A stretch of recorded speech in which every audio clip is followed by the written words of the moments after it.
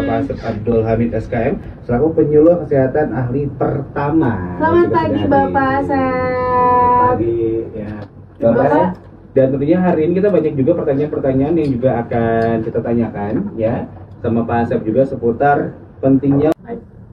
Jadi tanpa disadari sebenarnya ketika masyarakat masuk ke sebuah rumah sakit, adanya PKRS kan ada spanduk tuh. Iya. Spanduk dilarang merokok. Iya. Nah itu kami yang di belakangnya. Atau ada leaflet. Iya. Ya ada kalau di RSA itu ada di gedung anggrek, di gedung jantung ada leaflet yang tersedia yang.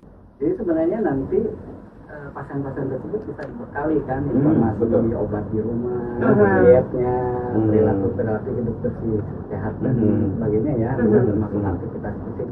Penyakit jantung nih, setelah dipasang ring ya misalnya, ternyata dia olahraganya setelah direhab juga di rumah sakit, ya pemulihannya rehabnya 30 menit dulu, tapi yang ringan, bukan yang lari kayak gimana gitu kan. Aktivitas fisiknya atau dietnya harus rendah garam gitu kan, ngurangin minyak gitu kan. Nah itu, jadi nakes-nakes itu yang menyampaikan pada saat nanti pulang melalui edukasi, baik dari dokter, tenaga kesehatan lainnya gitu. Atau misalnya kalau memerlukan perawatan khusus di rumah kan sekarang bisa dikembangkan, namanya home care. Itu kan bisa jadi inovasi tapi menghasilkan begitu kan. Kita nanti mengakomodir misalnya rumah sakit lain sudah mulai, jadi ada timnya home care, ya kan? Iya betul. Kenapa tidak gitu kan, sehingga rumah sakit itu tidak terkesan bahwa penuh, tapi sebenarnya ada kasus-kasus tertentu yang bisa dirawat di rumah, misalnya itu bisa dikembangkan nanti ke kemudian hari.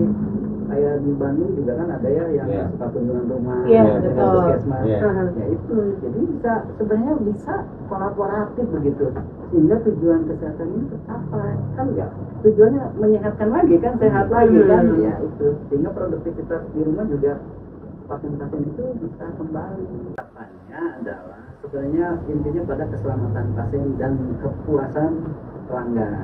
Pelanggan itu kan bisa kita sendiri sebagai internal, atau eksternalnya ya pasien, keluarga pasien, masyarakat tentunya semuanya.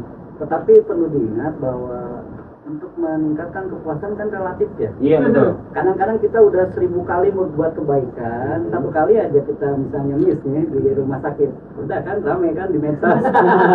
Itu juga harus dikelola. Jadi saya berpesan juga dari humas juga dan promosi kesehatan. Jadi kalau misalnya ada hal-hal yang pengaduan mau dimanapun, salurkan melalui pengaduan tersebut, iya kan? Sehingga tidak liar begitu. Kenapa? Kami juga setiap instansi punya khusus tim penanggulangan pengaduan. Ada manajemen komplain kan gitu. Itu boleh disampaikan, misalnya terkait pelayanan. Apapun yang termasuk pelayanan publik kan, rumah sakit juga pelayanan publik ya. Betul. Dan tentunya ini akan mendukung pada kesembuhan pasien. Secara optimal kan, yang diharapkan pasien datang ke rumah sakit itu sembuh. Betul. Karena harapannya pasien itu tinggi nih, datang ke rumah sakit, lalu kita layani, apakah dioperasi misalnya, apakah dirawat inap. Betul. Kan tentunya itu perlu proses-proses edukasi. Apa-apa yang disampaikan baik dokter ataupun tim nakes lainnya itu kan harus disampaikan. Untuk informasi secara general itu ada di Instagramnya RSAS_Bandung. Untuk edukasi, webinar, informasi kesehatan adanya di Promkes_RSAS BDG, misalnya diagnosis dan sebagainya, atau perilaku hidup bersih sendiri, atau bisa melalui ini salah satunya talkshow ini.